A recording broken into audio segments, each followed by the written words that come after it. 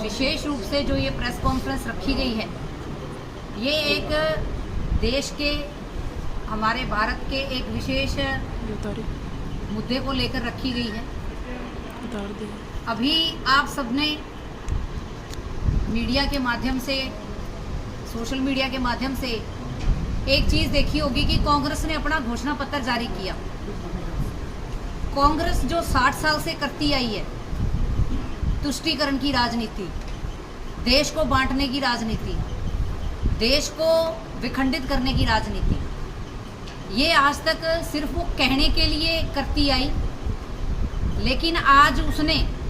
जो अपना घोषणा पत्र जारी किया और घोषणा पत्र के अंदर जो उसने बातें रखी, आज लिखित रूप में उसने ये साबित कर दिया कि पिछले 60 सालों से जो उन्होंने देश को बर्बाद करने का काम उन्होंने किया, जो पहले दिन से वो लोग करते आए हैं, उन्होंने आज उसको लिखित रूप में दिया है। उसी तरफ दूसरी तरफ भाजपा जो कि देश को विकसित भारत बनाना चाहती है, विकासशील देश बनाना चाहती है, और उसी दूसरी तरफ कांग्रेस देश को पुनः तुष्टीकरण की राजनीति करते हुए देश को विखंडित करना चाह रही है। इन्हीं विषयों को लेकर आज मैं कुछ जो उनके खुद के घोषणा पत्र के माध्यम से जनता के बीच में रखा गया, उन्हीं विषयों को लेकर मैं थोड़ा सा आपके बीच में बातें रखना चाहूँगी। उन्होंने अपने घोषणा पत्र के अंदर ये विशेष रूप से कहा कि वो एक ऐसे संगठन का निर्माण करेंगे, एक ऐसा विभाग बनाएंगे जो कि सर्वे करेगा और ये निर्धारित करेगा कि हमारे देश की संपत्ति किसके हाथों में है, हमारे देश का ऐसा कौन सा वर्ग है जिसके हाथों में ज़्यादा संपत्ति है। उसमें हमारी आज जो बहनें हैं, बेटियां हैं, जब वो शादी करके जाती हैं तो स्त्री धन के रूप में जिसकी मान्यता, जिसकी सुरक्षा कोर्ट द्वारा, न्यायालय द्वारा भी की जा रही है, वो आज उस तक पहुंच गए हैं और उसको छीनने की बात करते हैं। उनका अपने घोषणा पत्र के अंदर ये स्पष्ट रूप से कहना है कि वो लोग इसका सर्वे कराएंगे किसके पास कितना गोल्ड है, सोना है, और वो उसको छीनकर उन व्यक्तियों में बांट दिया जाएगा जिनके लिए वो राजनीति करते हैं। उन्होंने जो हमेशा से किया और हमेशा से करते आए हैं, परिवारवाद की राजनीति जो उन्होंने की, जिसकी शुरुआत उन्हीं के द्वारा की गई, जनता का धन लूटना, देश को लूटना,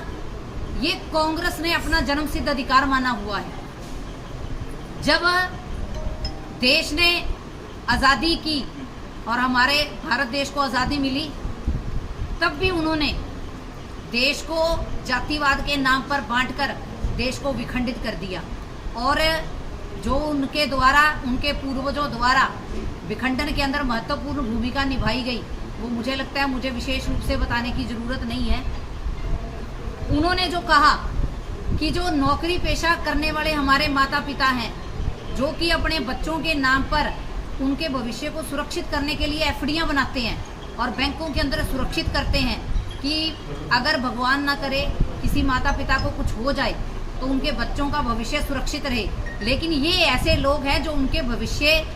और उनके बच्चों के फ्यूचर के ऊपर भी उन्होंने घोषणा पत्र में स्पष्ट रूप से कहा कि वो इन एफडीओं की भी जांच कराएंगे। मतलब कि जो माता पिता सारी उम्र लगा देते हैं अपने बच्चों के भविष्य को सुरक्षित करने के लिए, और भारतीय जनता पार्टी ने जिन बच्चों के भविष्य को सुरक्षित करने के लिए बिना खर्ची, बिना पर्ची नौकरियां देने का काम किया, वो उन बच्चों के माता पिता द्वारा उनके भविष्य को सुरक्षा के लिए रखी गई एफडीओं की भी जांच कराएंगे। और उनका तो विशेष रूप से ये कहना भी है कि जैसे उनकी सरकारों द्वारा पहले किया गया कि आम जनता से उन्होंने विशेष रूप से, जब उनकी सरकार थी तब उन्होंने एक कानून बनाया जिसमें 18% अपनी इनकम का हमें सरकारी खाते में जमा करवाना ही पड़ता था, और अगर कोई ऐसा नहीं करता था तो उसके ऊपर लीगल कार्रवाई की जाती थी। और ये जो धन है, ये किसका धन कितने सालों तक सरकार के पास रहेगा, ये भी सरकार द्वारा ही डिसाइड किया जाता था। और सरकार ये निर्धारित करती थी कि किसको धन कितने समय में वापस देना है। और वहीं दूसरी तरफ अगर हम बात करें भारतीय जनता पार्टी की, तो भारतीय जनता पार्टी ने जीरो बैलेंस के ऊपर जनता के खाते खुलवाने का काम किया, उनको सुरक्षित करने का काम किया। और वहीं कांग्रेस ने अपने घोषणा पत्र में स्पष्ट रूप से एक बात लिखी है कि इन खातों की विशेष रूप से जांच कराई जाएगी कि किसके खाते में किसकी जमा पूंजी कितनी पड़ी है। और उन्होंने घोषणा पत्र में विशेष रूप से जो बात करी, उन्होंने कहा है कि हम मिनॉरिटी और देश के जो बहुसंख्यकवाद है उनकी जगह अल्पसंख्यकों को दिया जाएगा। और उन्होंने अपने घोषणा पत्र के अंदर विशेष रूप से ये कहा है कि जो हमारा आरक्षण है, हमारे बीसी समाज का जो आरक्षण है, हमारे एससी समाज का जो आरक्षण है, उसमें से काट कर 15% का जो आरक्षण है वो अल्पसंख्यकों को दे दिया जाएगा। तो ये किस तुष्टीकरण की राजनीति कर रहे हैं और क्या वो देश को कहाँ खड़ा करना चाह रहे हैं, ये मुझे लगता है कि वो जनता भली भांति समझ रही है कि वो किस बात को, और उनकी घोषणा पत्र के अंदर विशेष रूप से जिस अल्पसंख्यक की बात करी जा रही है वो अल्पसंख्यक कौन है। आज जब वो बात करते हैं कि हमारे स्त्री धन की, जो स्त्री का अधिकार है, उसको छीनकर भी वो उन लोगों में बांट देना चाहते हैं जिनकी वो तुष्टीकरण की हमेशा से राजनीति करते आए हैं। कांग्रेस ने अपने मैनिफेस्टो में लिखा है कि एससी, एसटी और ओबीसी का जो रिजर्वेशन है 50% की जो सीमा है उसको खत्म कर दिया जाएगा। और इसको खत्म करके आरक्षण वो बांटने का काम किसको करेंगे? अल्पसंख्यकों में ये आरक्षण को बांटने का काम करेंगे। और ये बात जो उन्होंने 5 अप्रैल के जो अपने घोषणा पत्र में जारी की, उन्होंने विशेष रूप से एक बात लिखी है कि हिंदुस्तान में 50% की आबादी जो है वो पिछड़े वर्ग की है, 15% आबादी दलितों की है, 8% की आबादी आदिवासियों की है, 15% आबादी हमारी माइनॉरिटी की है और 5% आबादी है वो गरीब जनरल कास्ट की है। अगर आप इन सबको मिला दे तो 90% से ज़्यादा की जो आबादी है वो इन लोगों की बनती है। तो इसमें से कोई भी जो है, अगर हम हिंदुस्तान की संस्थाओं को देखें, इंडस्ट्रियों को देखें, बड़ी बड़ी कंपनियों को देखें, तो उसमें से कोई भी इन कंपनियों के अंदर, इन इंस्टीट्यूशनों के अंदर, उन संस्थाओं में दिखाई नहीं देते। देश का जो वो एक्सरे करना चाहते हैं, वो विशेष रूप से उन्होंने लिखा कि वो हमारे इंस्टीट्यूशनों की, हमारे मेडिकल की, हमारे जो मेडिकल कॉलेजेस हैं, हमारी जो इंडस्ट्रियां हैं, हमारी जो कंपनियां हैं, वो विशेष रूप से इनका सर्वे करवाएंगे। और सर्वे के अंदर वो ये देखना चाहते हैं कि इसमें माइनॉरिटी को कितना आरक्षण दिया जा रहा है। वो कह रहे हैं कि हम देश का एक्सरे करेंगे और दूध का दूध, पानी का पानी करेंगे। और जो ये 15% आरक्षण माइनॉरिटी को दिलवाना चाहते हैं, ये उनका हक समझते हैं और ये हक वो उनको दिलवा के रहेंगे। उसके बाद ये जो कांग्रेस ने जो ये एजेंडा है,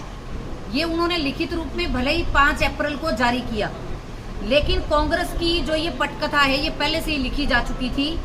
जब राहुल गांधी जी ने महाराष्ट्र में हाल ही में जब एक रैली की, तो उसमें उन्होंने सार्वजनिक रूप से ये कहा कि किसके पास कितनी संपत्ति है, इसके लिए एक व्यापक आर्थिक वित्तीय संस्थागत सर्वेक्षण किया जाएगा। इसके बाद फिर राहुल गांधी ने 6 अप्रैल को 2014 को तेलंगाना में एक रैली को संबोधित करते हुए कहा था कि जितनी आबादी माइनॉरिटी की है, और नारे के साथ इस बात का उन्होंने जिक्र करवाया था कि कांग्रेस सत्ता में आते ही पता लगाने के लिए एक वित्तीय संस्थागत सर्वेक्षण कराएगी कि देश की अधिकतर संपत्ति पर किसका नियंत्रण है। राहुल गांधी ने कहा है कि इसके लिए वो राष्ट्रव्यापी जाति जनगणना करवाएंगे। तो ये कांग्रेस का मैनिफेस्टो है, जिसके अंदर उन्होंने विशेष रूप से पर्टिकुलर किसको टारगेट किया, किसके लिए वो आरक्षण मांग रहे हैं, किसके अंदर वो हमारे जो 90% की हमारी आबादी का देश है उसकी वो संपत्ति छीनकर इन लोगों में बांटना चाह रहे हैं। जिस संपत्ति के अंदर जो पहले उन्होंने बिल लेके आए, उसमें तो सिर्फ उन्होंने ये किया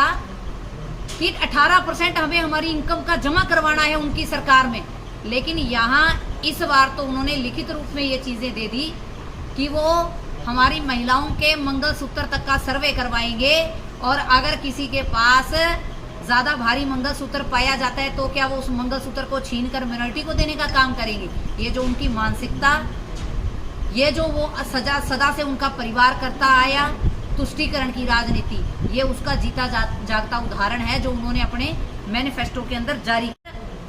एक कानून के लिए इन्होंने बात करी जिसको उन्होंने सन 1974 के अंदर लागू किया, जिसका मैंने अभी जिक्र किया कि 18% व्यक्ति को अपनी इनकम का सरकार के अंदर 3 से लेके 5 सालों के लिए जमा रखना पड़ता था। एक आम व्यक्ति, एक नौकरी करने वाला व्यक्ति जिसकी 20 से 25 हज़ार रुपये तनख्वाह है,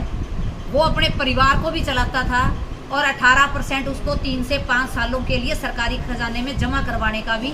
काम करना पड़ता था, और अगर ऐसा कोई ना करवाए तो उसके ऊपर वो लीगल कार्रवाई करने का काम करते थे।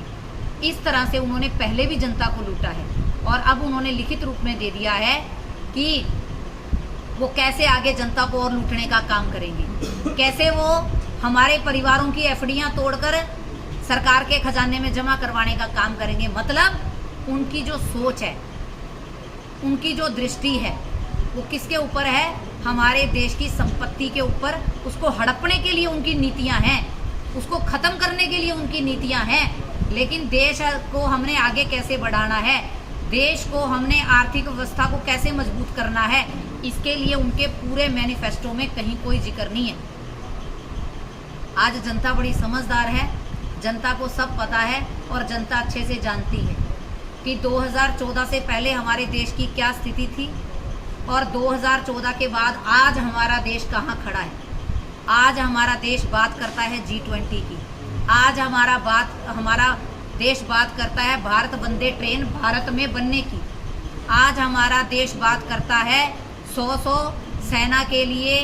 फाइटर जेट प्लेन खरीदने की, आज हमारा भारत बात करता है धारा 370 हटने के बाद एक जो शांति स्थापित हुई है उसकी, आज हमारा भारत बात करता है कि कैसे हमारा युवा हर चीज़ को बनाने वाला बने, आज हमारा देश बात कर रहा है वोकल फॉर लोकल की, आज हमारा देश बात कर रहा है कि कैसे जो पहले 2014 से लेके अब तक एक टारगेट लिया गया था कि 3 लाख हमने लखपति दीदी बनानी है, उसमें से उस टारगेट को कितना अचीव नरेंद्र मोदी जी द्वारा किया गया, और हमारा देश आज लखपति दीदी के नाम से हमारी बहनें जानी जाती हैं। आज हमारा देश उस चीज़ की बात करता है। और दूसरी तरफ जो कांग्रेस ने अपना ये मैनिफेस्टो जारी किया, ये कांग्रेस के द्वारा राहुल गांधी जी के द्वारा रैलियों के अंदर जो उन्होंने अपने मैनिफेस्टो को बताया, मैंने सिर्फ उन्हीं बातों को आपके बीच में रखा है कि कांग्रेस आने वाले समय में उसका जो टारगेट है वो क्या है। कांग्रेस आने वाले समय में हमारे देश को कहाँ, जो देश है उसको कहाँ लाकर खड़ा करना चाहती है, उसकी बात कर रहा है। मुसलमानों के देश के संस्थानों पर पहला हक, हमारे मुसलमानों का पहला हक होना चाहिए हिंदुस्तान के ऊपर। ये उस वक्त के प्रधानमंत्री मनमोहन सिंह जी का बयान था, ये अचानक आया हुआ बयान नहीं था। ये जो उनके द्वारा, उनके जो परिवारों के द्वारा देश को बांटने की नीतियां उनके सिस्टम से चल रही हैं, उनके समय में चलती आ रही हैं, ये उनके, मैं आपको डेट के साथ और सन के साथ बता रही हूँ कि उनके द्वारा, उनके प्रधानमंत्री के द्वारा और उनके नेताओं के द्वारा जो सार्वजनिक रूप से सार्वजनिक मंचों पे कहा गया है, ये उसकी बात कर रही हूँ मैं। मुसलमानों के देश के संस्थानों पर पहला हक वाला मनमोहन सिंह जी का बयान, ये हम सब ने देखा था। उसमें उन्होंने विशेष रूप से क्या कहा था कि मुसलमानों को सरकारी नौकरी में अलग से 15% का आरक्षण मिलना चाहिए। ओबीसी आरक्षण को धर्म के आधार पर बांटकर मुसलमानों को 6% अलग से आरक्षण दिया गया। धर्म परिवर्तन करने पर भी जो SC ST समाज के लोग अगर अपना धर्म परिवर्तन करके मुसलमान बन जाते हैं तो उनको जो SC ST की सुविधाएं हैं वो अलग से मिलनी चाहिए, और जो मुस्लिम होने के नाते वो जिस आरक्षण की बात मनमोहन सिंह जी द्वारा की गई उसको वो अलग से मांग रहे हैं। और हमारे ओबीसी समाज का जो आरक्षण है उसको खत्म करके उसमें भी 6% का जो आरक्षण है वो भी वो मिनोरिटी के लिए उन्होंने लिखित रूप में कहा है। दूसरा बयान, मुसलमानों को संस्थानों पर पहला हक देना, सिर्फ ये बयान नहीं आया था, ये दिसंबर 2006 में दिल्ली के अंदर लिखित रूप में कहा गया था। ये जो और इसकी सिफारिश करने वाले कौन थे? उस वक्त की कांग्रेस की सरकार ने इस बिल की सिफारिश की थी और इस बिल को वो पास करके हमारे जो हक है, हमारे जो अधिकार हैं 90% की आबादी के, उनको छीनने के लिए जो उनका पहले दिन से एजेंडा है, जिस एक पर्टिकुलर चीज़ के लिए, पर्टिकुलर एक कास्टिज्म के लिए, वो आप सबके बीच में है।